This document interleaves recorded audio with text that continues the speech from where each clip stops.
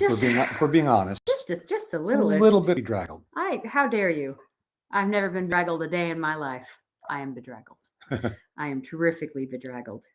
But at least it's for a good reason. Yeah. Well, yesterday was no, not yet. You have to let everybody come in. You gotta let everybody come in and say hi. Everybody be fine. You gotta say hello to everyone first. Okay? Let everybody come in. Let everybody join. Everybody over here. Yeah. Mm-hmm. Okay. Thank you. Oh my. Yeah, that. 1 week till Oscars. I can't believe it. I can't believe we're gonna be in. I can't believe Austin is in a week. That feels South by crazy, Southwest, doesn't it? which we have attended we missed attending. Yeah. For 2 years or 3. 2. We missed 2. And I started going to South by when I was 19, give or take. I was about 19 years old, and then I started dragging you probably a few years later. As the festival itself was growing. As the film festival aspect was getting bigger. Mm-hmm. So yeah, that's where we're going to be in a weekish. Yeah. Now normally, I would not be going anywhere on Oscar night. Yeah. But I don't have a current gig. Entertainment Tonight had me do a summary or a wrap-up comment on the Oscars, and that went away. Yep. And then I did for Tribune Broadcasting some color commentary. Very colored commentary. Yes. Oh, that's the thing. We've kind of done a little bit of everything. I've been with you in so many different roles at this point. Sorry, I was just making sure that Twitter's working properly. I think it is. I think we're okay. The Oscars for us have been it's been a part of our lives for a really long time. Yeah. And this is actually why, for me, I feel so strongly about, and we've all talked about this now, how I don't understand the point of trying to sell a show to people who don't care about the show. They're always trying to change the show up because they want new viewers. But the reality is the people who watch are going to watch, and the people who don't won't. So if you manage to get Taylor Swift nominated, or you do, you have different presenters and whatnot, the reality is the reality. The people who love it will watch it, and the people who don't won't. And that's okay. I wish they understood that was okay, but it is what it is. Well, but there's so much riding on it for them. Oh, I know. It's all money, isn't it? I think I said this last time, but that one night funds 364 days of Academy operations. Yep. They sell the rights around the world. Yeah. And that's really, it's funny, but for some people, they don't realize that the Academy exists the rest of the year. Yeah. It doesn't occur to them that the Academy is a thing all year. And so that's also what's kind of strange and funny about it. But so to give you a little wrap up for yesterday, and why we are both bedraggled and a bit out of it is we have been attending, I've been working the Independent Spirit Awards for probably 15 years, give or take. It's hard to believe. I know. And you have been attending since 1984. And that was the first year when it was still in a restaurant. It was in a restaurant, La Cienega Boulevard. Yeah. And it was overcrowded. Yeah. Then they moved it to the Blossom Room at the Hollywood Hotel. What? Sorry, Hollywood someone Roosevelt. here says that we're blurry. I don't know why. 1 second. I'm feeling a little blurry. I'm also feeling blurry. I'm going to go old school and just try whipping the camera and see if that does anything for you. No, I can see that we're a little blurry on Facebook and YouTube. That's interesting, and I don't know why. Is that an after effect? Hang on. I'm disabling the camera for a second, guys, and bringing it back to see if that does anything. That's so strange. I'm sorry, folks. I have no idea why we're blurry on Facebook and YouTube. That's really, really weird. Or I could just say that it represents the state of mind that we are presently in. Anyway, they moved it to the Blossom Room. Yep. The historic Blossom Room. Yep. Site of the first Academy Awards presentation at the Hollywood Roosevelt Hotel, and it was overcrowded.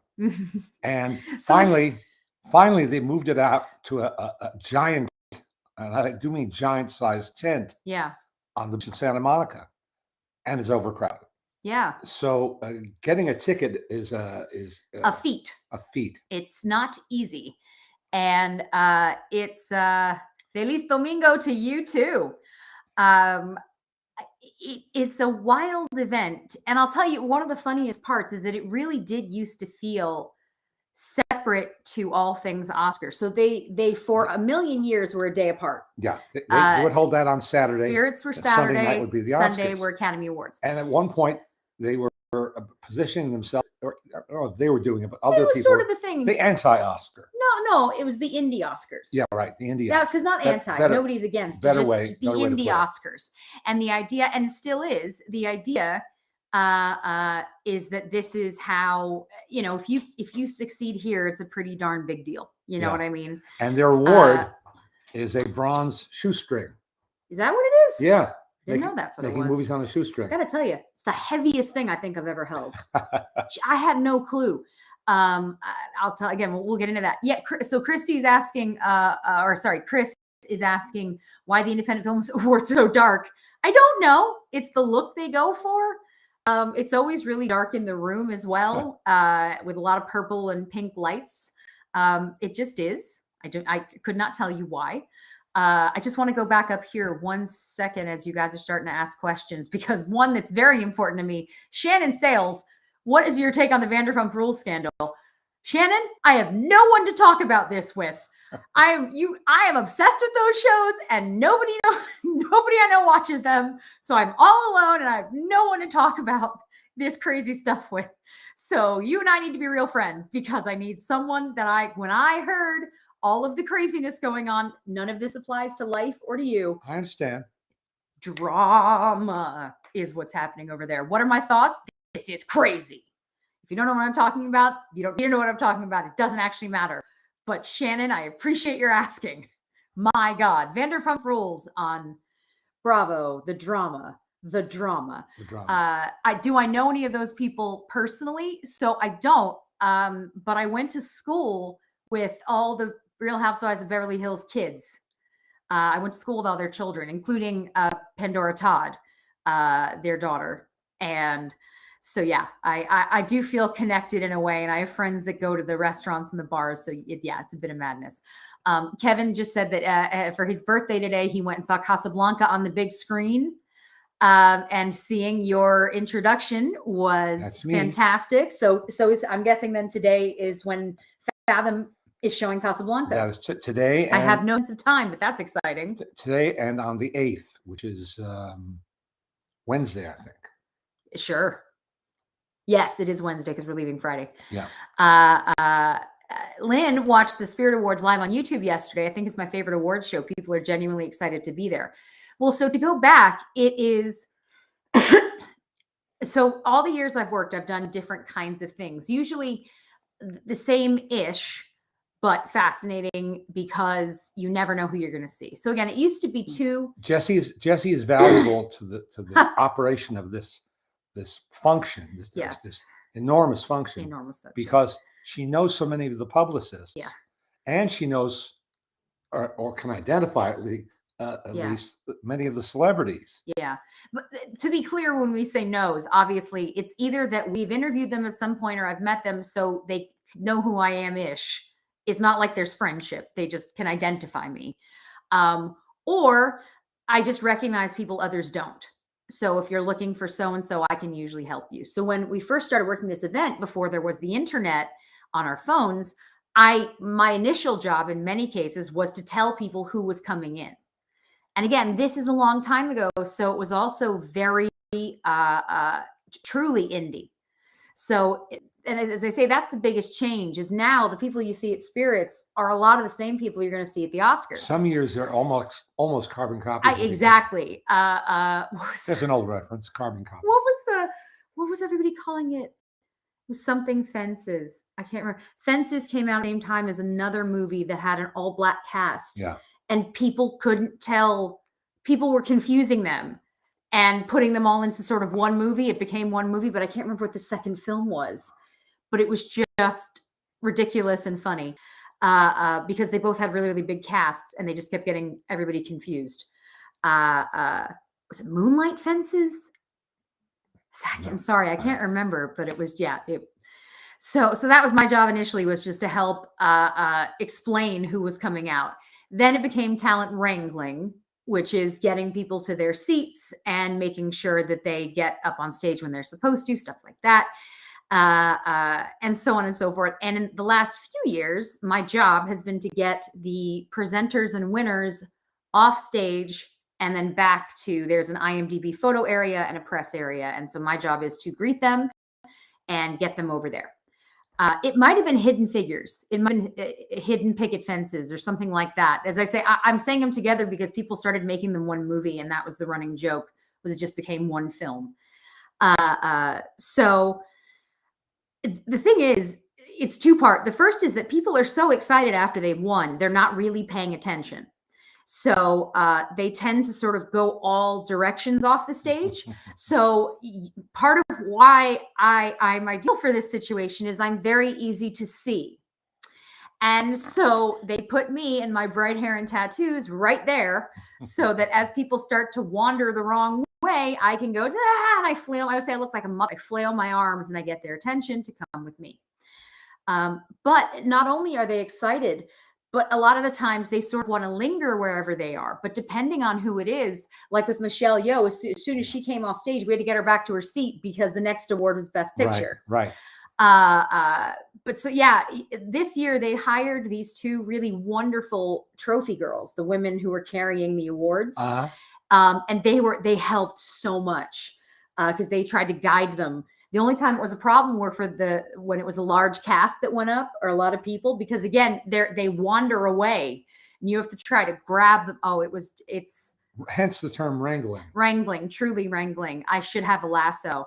Ariane Ayres said she kept seeing me pop out for a second to grab people as they were trying to go down the stairs the wrong way. And I'm just like, nah. But it's so much fun. And you do get to talk to everybody and see everybody, and you get to be the smiling face that they see first as they come off stage and say, congratulations, this is great. For me, it's a great schmooze, which is to say, I get there between 11 and 12 in the morning, and the show doesn't start till 2. So I have 2 hours or more to say hello to people, say hello to friends and colleagues who I haven't seen. And of course, this year, because we're edging out of the pandemic, not there yet. Doing it last year, doing Independent Spirit Award last year, all of the crew, me included, we all had to be masked. And let me tell you, trying to work backstage with a mask on and having a walkie-talkie, which as is, people can't always hear you perfectly through a walkie-talkie, it was so hard. And so we were very happy to all have our shining faces out and about. So my dad gets there and we walk around a bit because again, my job doesn't usually start till the show starts. So we look for famous faces. Yeah, it's just fun. You walk around, you say hello to people. Hey, there's Elegance Bratton. Yeah, wonderful fans who gave me the warmest I've ever received. Who's wonderful. His film, The Inspection. The lead actor Jeremy Pope was nominated. Just a lot of wonderful people. I was excited to meet Bridget Everett. She was a great. My parents met her, but I hadn't yet, so I was very excited. She's the star of an HBO show called Somebody Somewhere. Yeah, which is on hiatus now, but coming back soon. Yeah. Oh, that was a blast meeting her because I'm a fan and I enjoy her so much. Backstage, I got to finally tell Jodie Turner-Smith that I love her fashion because she always has so much fun. I love people who enjoy the grandeur. I love people who wear fun and crazy outfits because why not? If you're going to be dressed in couture and you're going to have the most amazing stylists at your fingertips, have fun with it. She had this thing in the middle of her. She has a shaved head, and she had this thing of diamonds down the middle. Oh, it's fun. As I say, getting to greet people as they come off stage, and you're seeing Michelle Yeoh, you're seeing everybody else. I got to tell Sharon Horgan I'm a huge fan. That excited me. It was great. And then I will tell you, Hassan Minhaj, who hosted this year, could not have been sweeter. I didn't know what to expect with him. Aubrey Plaza, who's hosted for many years, she's kind of shy. She's a bit to herself. So most of us don't ever really get to talk to her. As I say, not rude or anything like that. She just kind of like, when she hosts, she is in a zone and doesn't really want to talk to anybody, which is fine. But Hassan was just really smiley and warm. So after he did his big monologue and he came off stage, I said to him, you don't need me to tell you this, but that was really great. You did a wonderful job. And he goes, oh my God, thank you so much. He said, it's so hard to tell in that room. It's so big and I couldn't see what anybody was. And I don't envy anybody trying to work that room. It's tough. Because it's the size of a circus. Yeah. And then several times after that, he sort of looked back, no, you're doing a great job. He was just really sweet. And when it was over, I said, this is a really hard gig. You did a wonderful job. I hope you're proud of yourself. And he just shook my hand. He said, thanks so much. And it was just a lovely, I was happy that I could do something that made him feel good. Yeah. Because he really did do a good job for a tough show. And yeah, as I say, he was really nice to everybody and that's always appreciated. The two, I think, funniest moments for all of us backstage was that Kevin Bacon did do a presentation. He presented one of the awards towards the end, but he decided to stay backstage for most of the show. And so everybody over the wall kept hearing, is that Kevin Bacon? Because he just was wandering back and forth. Is that Kevin Bacon? Did Kevin Bacon just walk by? And it was hilarious to listen to. Walkies in general, having a walkie here while the war's happening is always a little funny and weird. It's also stuff like someone's going, where's Kate Blanchett? Where's so? The years we've had to chase people to find them have been, Michael Keaton wouldn't sit down. This is a memory I will have for the rest of my life. Michael Keaton, this is not this year, obviously, would not sit down. And the poor people, like everybody in the room. So there's tons, I say tons, there's a whole bunch of us doing this, wrangling and keeping track. And all of the presenters get a person. You have someone who's with you. And that way they make sure they get you to stage. They get you back to your seat. If you want to go over your lines, they'll take you backstage to read through the prompter. So the idea is just that you have a person watching you the whole time, making sure that everything's all right. And often dealing with your publicist, blah, blah, blah. So what you'll hear is someone will say, let's say Leonard has Michael Keaton. Jesse for Leonard, where is Michael Keaton? I don't know. He won't sit down. He just keeps moving. Every time I look, he's somewhere else. And you don't want to be creepy and like stay behind someone. Simultaneously, it's your job to know where they are.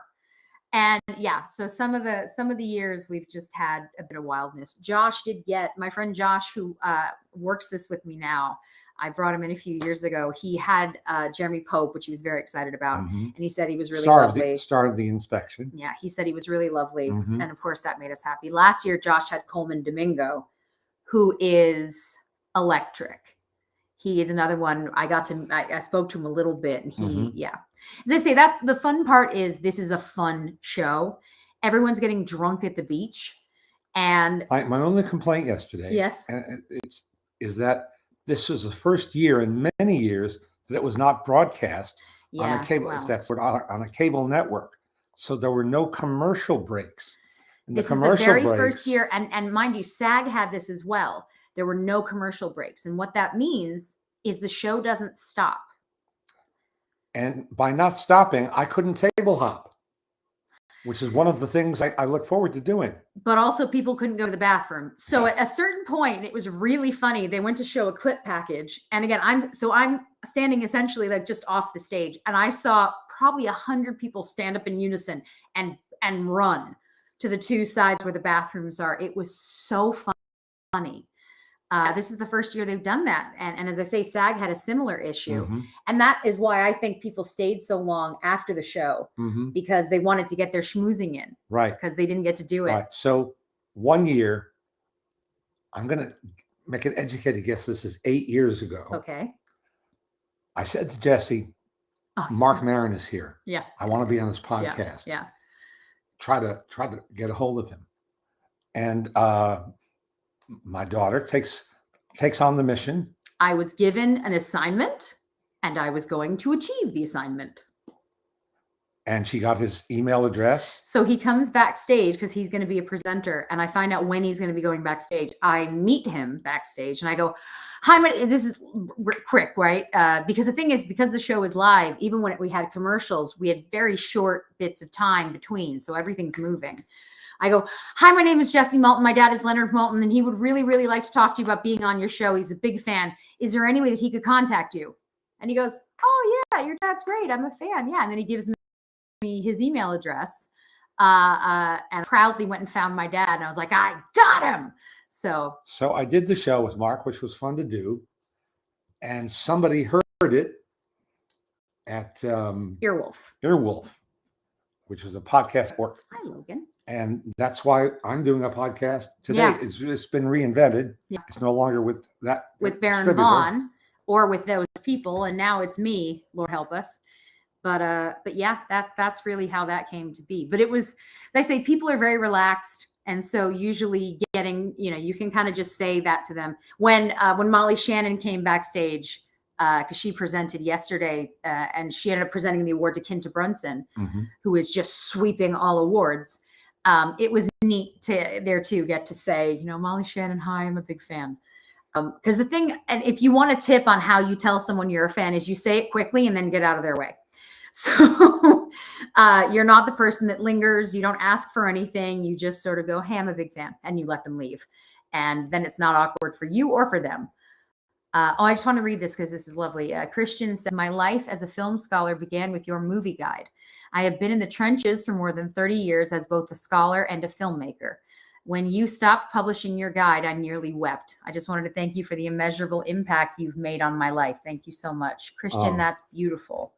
That is, thank you. And it's very meaningful to me. It's that kind of compliment. Yeah. Means the world to me. Thank you so much. Yeah. Man, oh man. Josh is asking if you've enjoyed Oscar voting. I don't think you're finished yet. I haven't done the vote. Yeah, well, there you go. Tuesday's the deadline. Better get on that, buddy. I put it on my calendar for tomorrow. I'm gonna focus real hard tomorrow and make my choices. That's good. Catherine says, "Hey, Maltons, my son Hugo was playing and stopped once he heard your voices. I hope Daisy is feeling better." Hi, Hugo. My poor Daisy is teething, and she's not a happy camper. My mother, though, let me tell you, my mother is a champion. Gets a Purple Heart. She does, because she had to watch Daisy all day yesterday, and it was tough, to have the baby all day because I was gone all day working. And I always say that if it wasn't for my mom, I wouldn't be able to work. And I'm very, very lucky that she's watching Daisy now. Yeah, the only reason I can do this is because she's watching Daisy. My husband's out of town.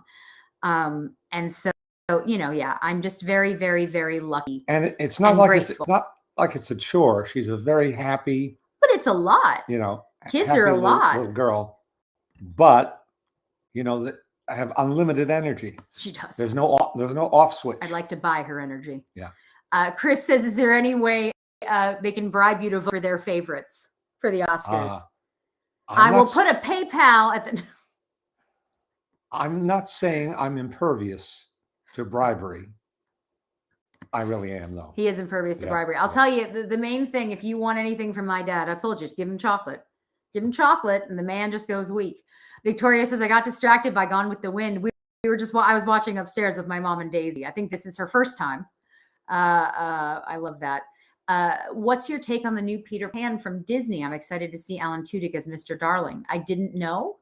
Did you read about? I didn't read about. Well, I don't watch trailers. They broke the trailer the other day. Did they? Okay, yeah. It's been a crazy couple of days, so I'm sort of behind on life in general. This is Logan, by the way. This is a Rogan. This is a real Rogan. Yeah, my husband is away, working in Mammoth and snowed in, which is great. And then Daisy's been teething, so I've had very little sleep this week, and I haven't paid attention to much. Oh, that's funny. Christy always watches on Instagram, and she put it onto this, and so you're seeing different angles. Again, so here, as I'm pointing here, this is where our Instagram camera sits. Directly in front of me is where Facebook and YouTube is, and then slightly to the left is Twitter. And we use different ones because that way, if something goes down, the others don't. And I've learned over the years it makes the most sense because otherwise, you never know what can happen. Catherine says she wishes that Alan Tudyk would have been cast as Captain Hook instead of Mr. Darling. Mm-hmm. Well, maybe they'll do it like the movie Hook a few years ago, where Dustin Hoffman was both. I know it's already filmed, so they're not. But I was just saying, Logan, what are you doing? Thank you. Hi. I'm sorry, guys. It's blurry. That's so strange that it's doing that. It's never done that to us before. I will make sure to check it out when we're done, so that hopefully it doesn't happen again. Come here. So Planet Gary Comics says, hello, Maltons. I have noticed in the animation industry that people are still needing reminders animation is not just for kids. I'm going to side note that, because people always have to be reminded, because somehow they don't get it, and they should get it. I find it ironic that in my understanding, correct me if I'm wrong, if we're looking at the history of animation, it was never made for kids in the first place. That's true. From what I understand after watching you, Leonard, on a TV special about Max Fleischer cartoons, that they were fill-ins at the cinema to entertain adults, which also explains the controversial nature of some cartoons at the time before the Hays Code took effect in the 1930s. An example of that is one of my favorite classic Looney Tunes cartoons when I was a kid, Babbitt and Costello. When Babbitt says, "Give me the bird," and Costello says, "If the Hays office would only let me, I'd give him the bird, all right." I still love that line to this day. Any thoughts on the whole animation isn't just for kids argument?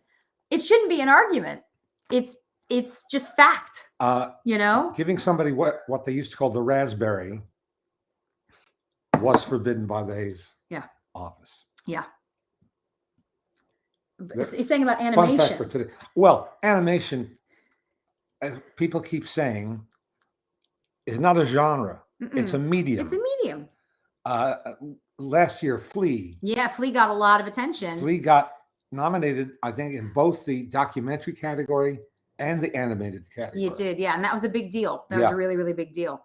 But no, it's ridiculous to think about that. I don't understand for the life of me. Those cartoons in the 30s and 40s and bleeding into the 50s were meant to be shown every night, every matinee and every evening with the feature film. Mm-hmm. So that meant that grown-ups were seeing them. Yeah. And it was television that sort of ghettoized the cartoons to Saturday morning. That's a fact. Yeah. It is what it is. 1 second. Oh, Mark is saying, what do you think of the Independent Spirit Awards lumping male and female actors into one category? So several groups have done this where they've taken away the gender.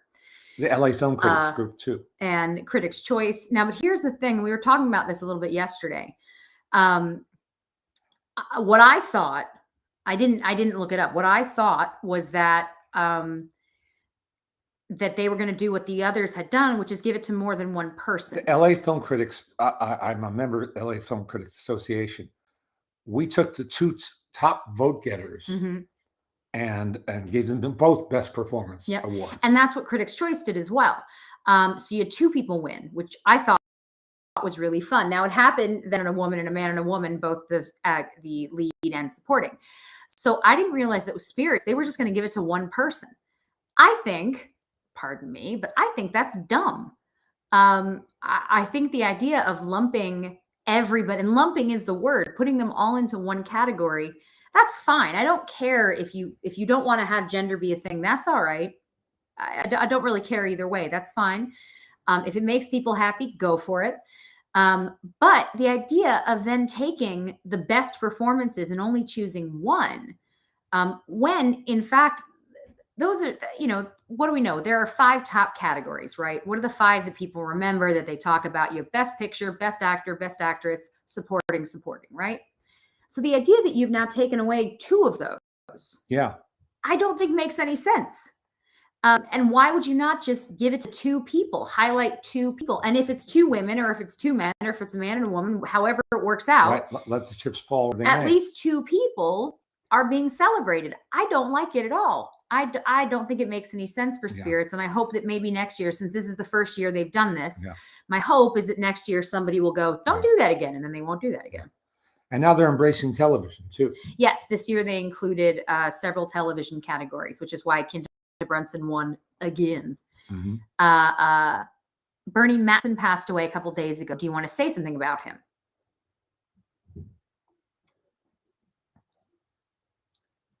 I'm having trouble focusing. That's what you would like to say about him. Yeah, that's not what I'd like. I'd like to say something more eloquent than that. Well, but I can't right now. Yeah. Sorry. So, all right. As I say, we've had a bit of a long couple of days, but that's okay.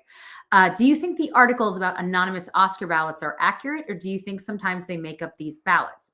No, they're mostly accurate. They do it all the time. They ask people, who they think they're going to vote for. The reality is, so my godfather, Pete,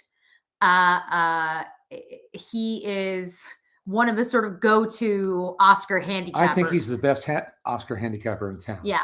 No offense to anyone else who does that. No, but he's very good at this.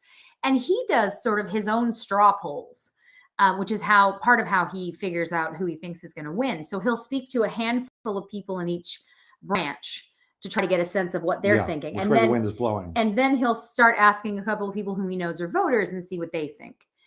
So, I think that I think that they do ask real people, but the reality is there's so many voters. It can be hard to get a sense. It's now getting close to 10,000. Yeah. And it was stable at like 5,800. My husband has just messaged me, and I haven't heard from him as they were snowed in. So I'm just looking to see. Okay. Oh dear, he's hoping he can come home tomorrow if the road's open. Oh, I hope so too. Oh dear. Sorry, as I say, he's working in Mammoth, and they keep closing the roads. And I would really like for him to come home. He's been gone for a week, and Daisy and I would like him back. So my fingers are crossed. Sorry, go on. The membership of the Academy was stable, just under 6,000 for a good many years. And then came Oscars So White. Yeah. And they realized that they had to do something. And when our old friend Cheryl Boone Isaacs was president, she was very interested in trying to get gender parity. Yeah. Within the membership roster. So she had two mandates that changed the makeup of the Academy. Mm-hmm. The Academy used to be Hollywood centric, and now it's an international organization. Mm-hmm. And that's reflected in their museum as well. And so now it's harder to handicap the Academy Awards because there's no more such a thing as a typical Academy voter. And at one time, there kind of was. The actors branch has always been the largest. Mm-hmm. And a lot of them are living longer, remaining active, seeing the new movies. Yeah. And so there was a typical voter. There's no longer such a thing. Yeah. As I say, it's living and breathing, right? It's all living and breathing. And so it's always going to be changing. And people will change their minds. That's the thing. People are going to change their minds, and that's okay. The hope is just that everything is done for the good, and not just to appease people, which tends to be what happens. So again, we'll see. We'll see. I'm interested to find out who the hell is going to win. Sure. Because I would think it would be Michelle Yeoh for Everything Everywhere All at Once, because she's won most of the things. I think Everything Everywhere All at Once will probably win a number of awards. I'm not some genius for saying it. I'm just going off of how it's been. I would think they do pretty well. My mom was saying that she's sad that this is the year Fabelmans came out because, and this is true, whenever anyone's making a movie, of course, they don't know necessarily when it's going to come out, and you don't know who your competition is going to be. So it could be a year where you've seen one of the best movies ever made. I'm not saying that about Fabelmans, just in general.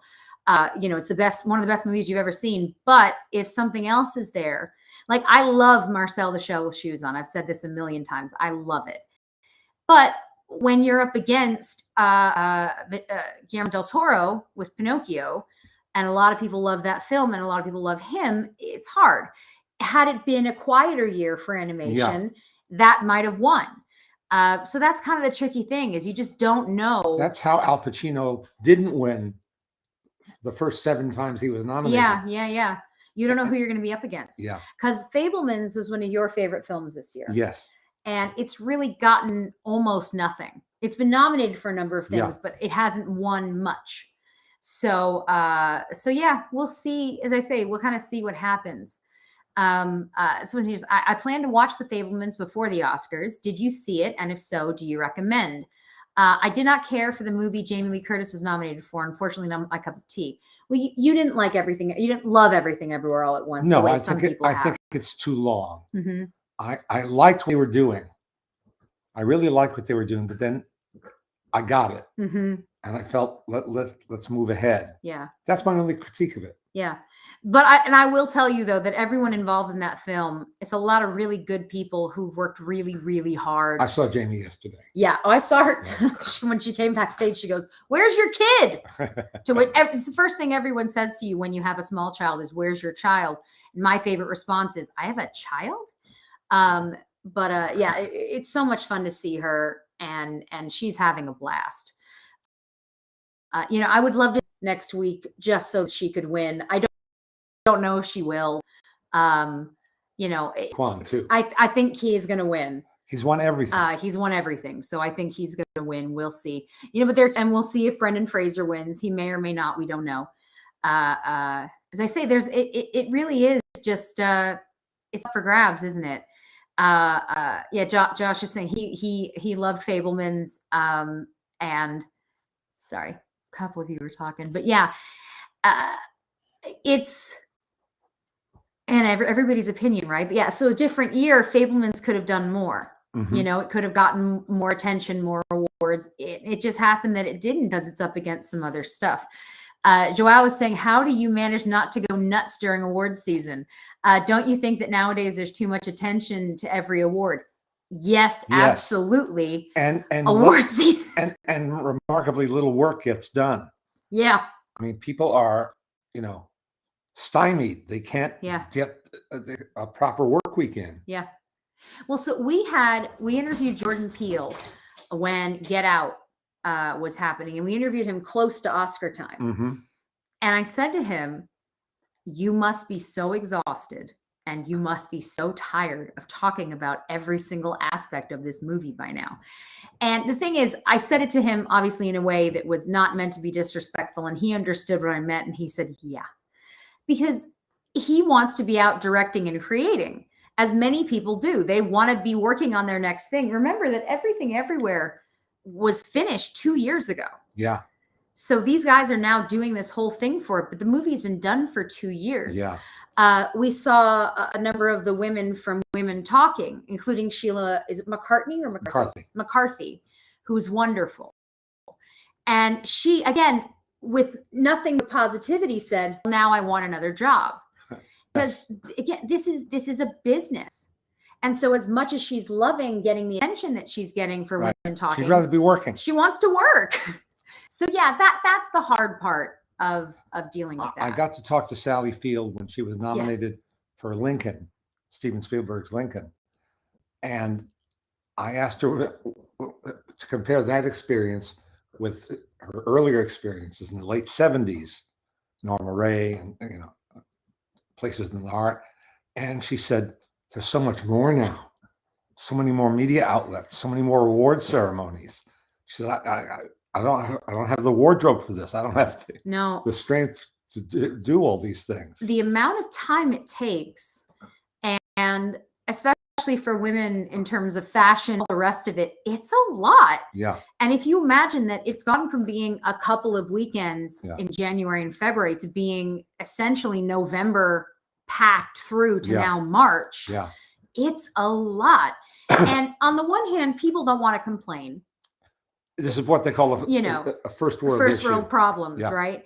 On the other hand, it is tough that you have to do this for so many months and that it doesn't stop, and everything is now push. It's a lot. It's a lot for a lot of people to deal with.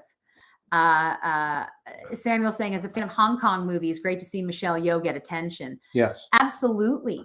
This is one of those things, right? People are so excited for Michelle Yeoh because if you are a movie fan, we've watched her for years and she's always been great. It's not like her being great is new. So part of the excitement is seeing someone like her getting the attention that she deserves, right? And with Key, who so many people have known for such a long time and watched for so many years, who disappeared. He was beloved and then disappeared. This too, for him, seeing him get up and get his awards and be excited, I think that it gives you something to root for. Similarly with Jamie Lee Curtis. Yeah. Everybody knows her. The idea that she's getting this attention now is so special. And in a role unlike anything she's ever played before. As Michelle Yeoh is showing us different facets of herself in that film. Yeah. Yeah.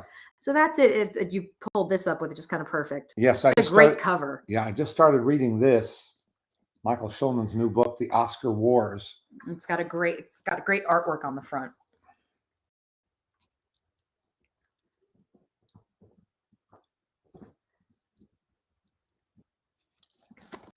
It's a thick book, 500 some pages, and Michael Schulman is a staff writer for The New Yorker. His first book was about Meryl Streep. It's called Becoming Meryl. And I didn't read that one, but now I'm curious to read it.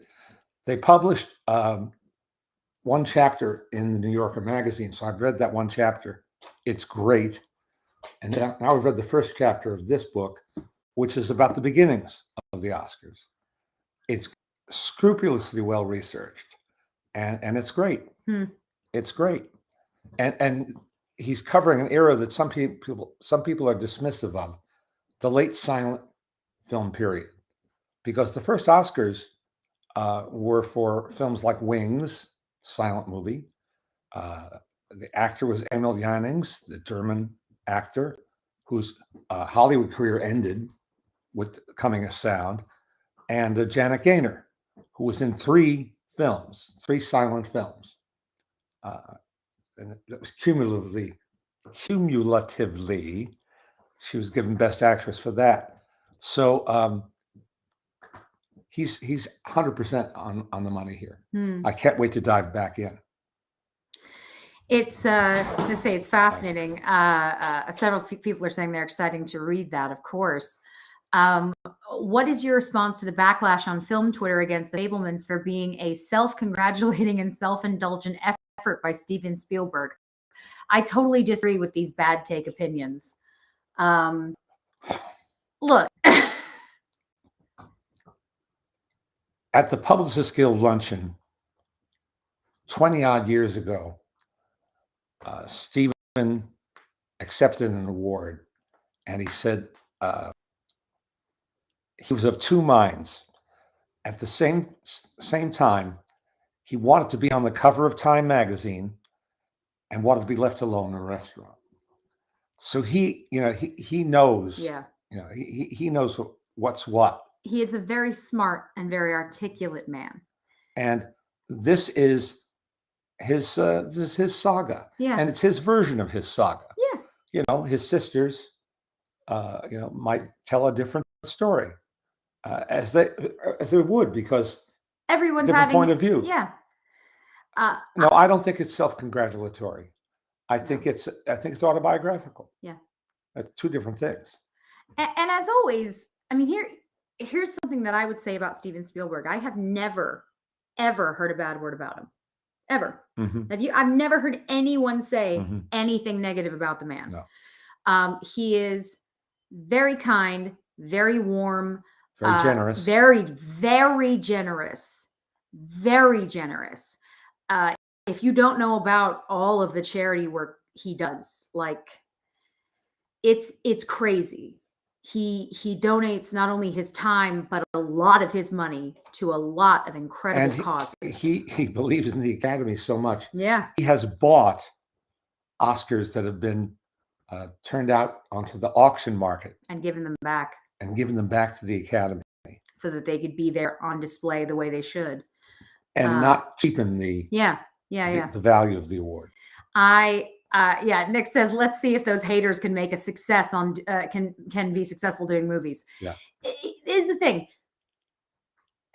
First of all, I always want to say to people, if you don't like it, just don't watch it, right? That is, I think, that is a song I'd like to sing loudly to all people most of the time. If you don't like it, don't watch it. But I would also just say that how many directors are there out there, really, that anyone can identify? You know, he has to be one of the most famous directors ever at this point. Yes. Globally. So say whatever the hell it is that you want to say. He's Steven Spielberg. And as I say, how many directors can you list? You know, and granted, most of us who hang out on these Sundays, we're film nerds, so probably a lot. But, you know, the average bear, it's different. So, yeah, I would say, you know, if you feel if that's what you take away from that film, that's fine. It's not for you. That's okay. I don't think he's losing sleep over those opinions. You know, who did we meet yesterday? One of the producers of Lucky. That nice woman. Yeah. Yeah. That was such a wild. It was nice to be reminded of that. Actually. Yeah. Well, so we had an experience several years ago. There's a film called Lucky, and it was Harry Dean Stanton's last film. And it was being shown at South by Southwest several years ago. And we'd come out from another film, and we were standing just outside the theater. And this sort of pack of people were waiting to go in because their film was going to be shown next. And one of those people was John Carroll Lynch. If you don't know who he is, look him up. You'll recognize him immediately. He's an actor. He directed this film. He's an actor, which is mostly what you'll know him for, but he directed this movie. Well, we also found out that several of the people involved in it are USC alumni, including some that had taken my dad's class. And they said, would you want to come in and watch the movie? And we both sort of went, yeah, all right. Sure. And then as we were waiting, I could hear them discussing that they needed someone to moderate the Q&A, but they didn't have anybody. And I just went over and I said, my dad can do it. And they said, no way, Leonard. And I said, yeah, he'd be happy to, no problem. And so we watched this movie, which is a lovely film. It's a small film. It's called Lucky, and it's really worth seeing. If nothing else for David Lynch. Yeah, they cast it out of Harry Dean's Rolodex. That's how they describe it. All his friends and cronies. And our beloved Beth Grant is in it. Mm-hmm. Yeah. It's a beautiful film. And they came to my class with it. So my dad does the Q&A. We see the movie. It's wonderful. He does the Q&A, which meant so much to them. And then we stayed in contact and helped push the movie. We made up noise about the film as much as we could, including getting them to your class at USC. Where my 20-somethings really liked it, really enjoyed it. You wouldn't think so off the top of your head because it's slow paced, deliberately paced, as he likes to say, but not long. It's just slow paced. But one of the highlights is a bar where these guys all hang out, and in walks David Lynch and does a superb, incredible, lengthy monologue. He's great in it. If you've only seen him play John Ford in The Fabelmans, take a look at him. He's not a one-trick pony. No, it's. And he also had a good running role on the last season of Louis C.K.'s show. Yeah. But anyway, it was just special. And so this lovely woman came up to us yesterday and said, you're not going to remember me, but I met you guys at South by. I was one of the producers of Lucky. So again, those are those moments that are just really, it's lovely. It's so much fun to see people through the years because you meet so many people, especially at film festivals. You meet so many filmmakers, directors, actors, screenwriters, editors, you name it. And so, yeah, it's a nice feeling to get to champion something. Yes. That always feels good. Always. But it's also just a lot of fun to hang out with people and celebrate film together, you know, which is, again, why we're excited to be heading back to South by. Mm-hmm. It will be interesting having Daisy, as always. So I will probably not get to see any movies this trip, but we will be doing our live shows, which is something we really enjoy. We do our live podcast at South by. And again, we meet so many fun and interesting people. So that's always a blast. Yeah, I can't imagine taking Daisy down 6th Street. That'll be an adventure. That's the downtown of Austin, and that sort of is like the main drag downtown in general. But during South by, it's all the bars have music coming out of them. Like being on Bourbon Street. It is. It is like being on Bourbon Street, but somehow, and I don't know how, fewer drunk people. Yeah, fewer drunk people, except for Saturday night when it's just madness. But yeah. Objects play better for show and tell than paper goods. But I opened a box in my closet. And out were things I didn't remember I had. Like this photo. You do this better than I do. I will. CJ is offering to watch Daisy. That's what's going to happen is when we do our live shows, one of my friends is going to have to watch Daisy, and it can only end well. I did tell our friend who helps book everything at comedy at South by, I said, we can just put her behind the bar, right? Like I can just give a bartender the baby. That'll be fine, isn't it? Yeah. So here's this first one. Okay. It's Joan Fontaine, young Joan Fontaine, posing with 3 or 4 of the 7 dwarfs. Who do we got? Yeah.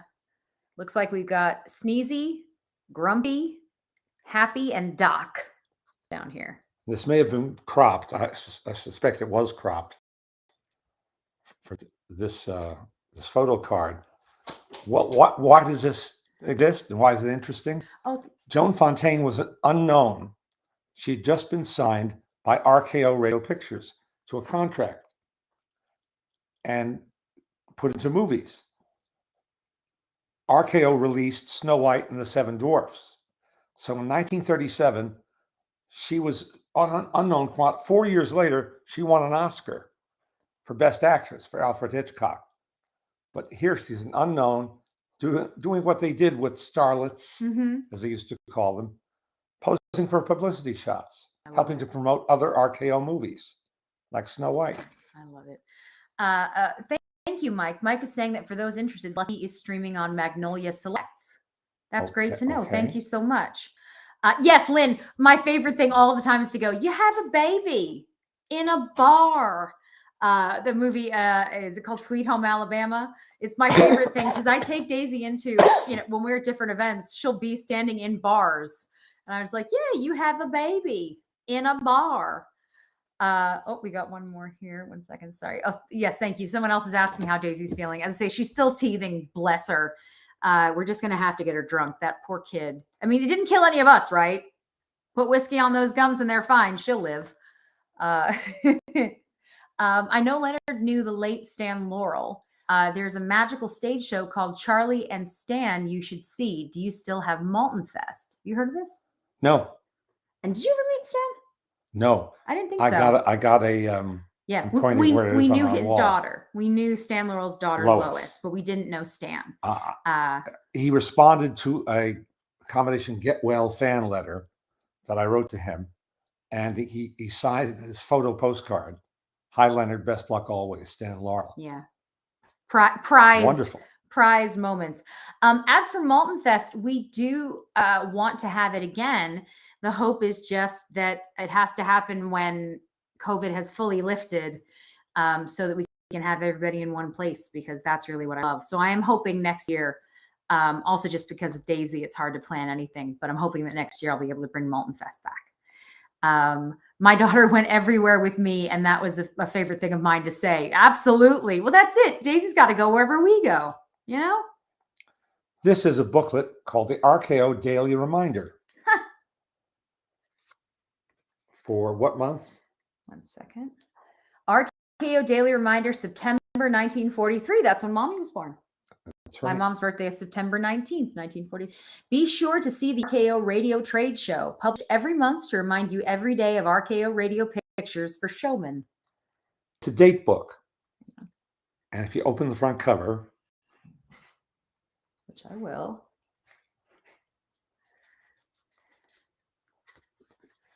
there's Joan Fontaine's sister, Olivia de Havilland, who was loaned out by Warner Brothers to RKO to make a film called Government Girl. And this is pristine. It's unused. It is. It's perfect. It's great. Did you show Mommy? Yeah. Right. So Friday the 3rd, Fred Astaire and Joan Leslie in The Sky's the Limit is advertised in Life, Saturday Evening Post, Look, and all fan magazines. Circulation 16,053,069. See, that's encouraging an independent theater owner. Yeah. To book that film because they're working so hard promoting it. The Falcon, played by Tom Conway, is now established as the screen's #1 hero of detective mysteries. Newest release, The Falcon in Danger. So you can sort of see it's just got these things listed. Ken saying, I love the old RKO film opener with the tower. Us too. Oh, yeah. Great. The back of this says Maureen O'Hara, John Garfield, The Fallen Sparrow. Not a good movie. So the back has a little poster of that on there. I know, again, I'm so sorry the quality is not as good today. I really, really do apologize for Facebook and YouTube. I don't know why that's happening, but I promise I'll try to figure it out. These are scorecards for playing contract bridge.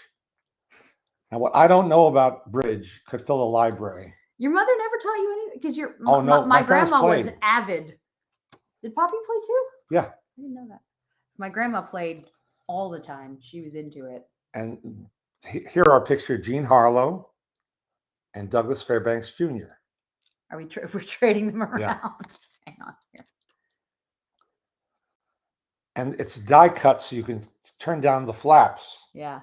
To indicate which cards you have. That's cool. This is one of a series of 50 hands arranged by Milton C. Work and packed in Lucky Strike 50s. Okay. That's great. And here's a There's none as so good as Lucky's. There's none so good as Lucky's. Jean Harlow.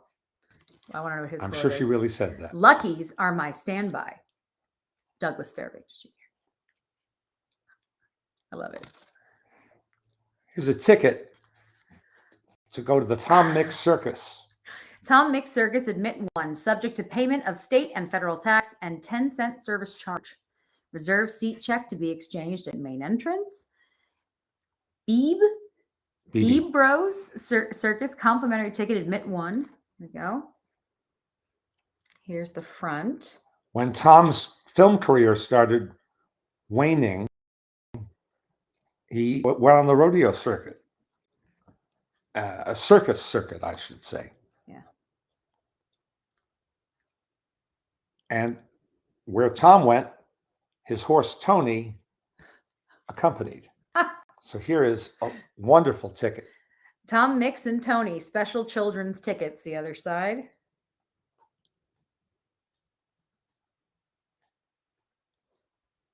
Yeah, Joao was saying they look brand new. They do. They really do. I like your toys. I love this stuff. I just love this stuff. Well, it is crazy to think, isn't it, how some of these things survive and how they survive unaged, which is the weird, but it's like, again, we have stuff in this house that's 100 years old. We have stuff that's older than 100. And it just blows my mind how well so much of it stays. And of course, the other thing that comes up, you guys ask with some regularity about physical media. And that is something that I think about, and we've talked about a little bit, the fact that you just don't have as much stuff. A lot of things are digital. Yeah. Most concert tickets now, people just get the digital ones sent to their Apple Wallet. A lot of people don't have printout tickets for stuff anymore. No comprende. And it is funny to think, because obviously I was someone who kept concert tickets. I kept things like that. I kept a lot of the flyers from Fringe over the years, the Edinburgh Fringe. I kept some of my favorite flyers from that. And it is weird because I do realize that I have very little now when it comes to those things. So yeah, it's kind of strange, isn't it? But I'm happy that at least we have stuff like this, and that it was somewhere hidden in your closet. Yeah. God knows what else is in there. Oh, well, I'm trying to find out. sifting. You have created like a mound in the corner of stuff. And I don't know, my Aunt Minnie in there, I don't know what all we're going to locate. There might be an animal, it's intense, but maybe I should get that search and rescue team. You should and see if there's anything in there. Sniff for vintage ephemera. Will it kill Disney to give physical releases of their Marvel and Star Wars Disney Plus shows? I don't know. I think that they love making money and people buy their DVDs. So I think that that's probably, thank you, Stephen. Stephen says Amelia Earhart is hiding there. I would bet. Yeah, it's, as I say, it is just so strange, isn't it? The physical stuff that we don't and won't have. I mean, when you went to see Vince the other day, you didn't have a ticket, did you? No, I went to Will Call and they gave me a physical ticket. Okay. Which then, no, I showed them my iPhone. Yeah. I showed them my iPhone. Yeah. And then they just told us where our seats were. Yeah. It's just different. It's just different. And I do wonder. Leonard's coughing a lot. Is he okay? Yes, he's still getting over it. He's had a terrible cough. And he's finally getting over it. He's not sick anymore. Damn it. He just has I'm not sick. This cough that won't die. Cough that won't go away. My lungs are clear, thank goodness. Yeah. We made sure he's been to his doctor. He's been given stuff. It's rough. Scott's saying that he has his stubs dating back to his Usher days in the late 80s. But see, I love that, right? Pete Hammond has fun. His stubs. I don't doubt it. Going further back than that. I don't doubt it. I don't doubt that Pete has everything. But it's like having your playbill. If I walk in to see a Broadway show, especially, and someone asks me to scan a QR code, I might punch them. I want my playbill. I want to have the playbill. I like to hold it and I love to keep it. Sure. That's nice. He says, glad you're feeling better, Mr. You are an absolute legend. You're a legend, Leonard. That's the Kiwi fans. One of our favorites is someone, you're a legend, Leonard. And that has become a go-to in our household. Yeah. No, I say, unfortunately, he's still got this cough. It's so much better than it was, though. If you remember 2 weeks ago, he could barely breathe. Yeah. So we have no fun. Improved significantly, but he's still a bit sick. Leonard's Closet could be a cool new 15-minute show for your YouTube channel. No, it wouldn't. Though maybe if I show them all the stuff you have on the shelves. Yeah. That would be. I told you, my dad can't have an empty shelf. It doesn't exist. So though Daisy is changing the house rules. Well, yeah, because she takes everything. I bought my mom ages ago a little Queen Elizabeth and her corgi. Bobblehead? No, Funko. Oh. And Daisy had them earlier. She walked up to me. She's got Queen Elizabeth and a corgi, and I was like, don't put down the Queen. So that was rather amusing. But yeah, at the old house, you had a bigger closet. This is a slightly smaller closet than to the house that I grew up in. In the old house, you really had stuff. Like it was display time, and there was stuff everywhere because that's what you do. You decorate. When did this begin? At what point did you start putting stuff everywhere? Well, I put stuff in my bedroom when I was growing up. Really? Oh yeah, I had. We didn't have push pins then. We had thumbtacks. We didn't have push pins back then. Couldn't afford push pins back then. So it looked like that then. I thumbtacked stuff to the wall. Yeah. So this has been an illness that has passed along all these years. But then I married another collector. You did do that. Our house is the opposite of minimalism. Like it's the extreme opposite of minimalism. It's maximalism times 12. I'm afraid so.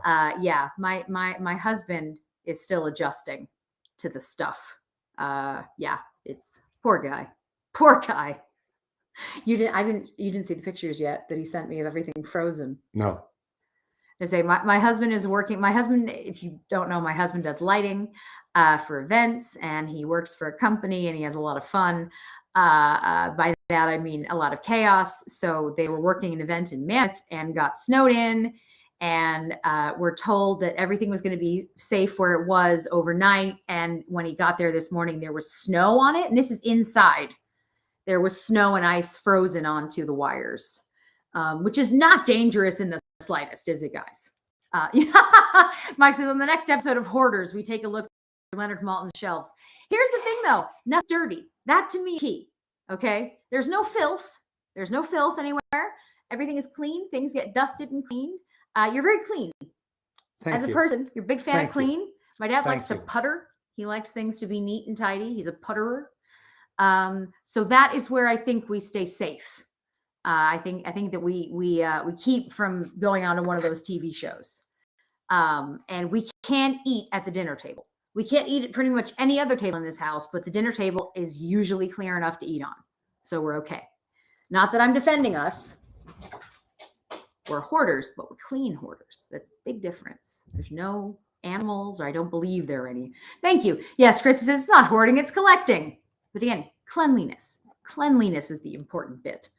Well, my friends, as always, we are so grateful to be with you. Next week, we will be in Austin, Texas. I don't know that we'll be able to do a live stream from there because I don't know the setup for internet and all the rest. Usually it's pretty terrible at South by because there are 8 million people on their phones.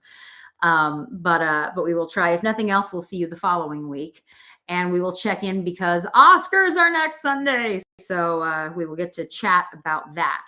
My goodness, where does the time go? How are we in March? Like, that's even confusing. Yeah, that doesn't compute. I don't understand. But yes. Oh my God. Yes, ma'am. Wow. Oh, it's the repairman is here. Ask me how I know the repairman is here. Everybody, thank you all so much. Be kind. We will see you soon. Just 1 second.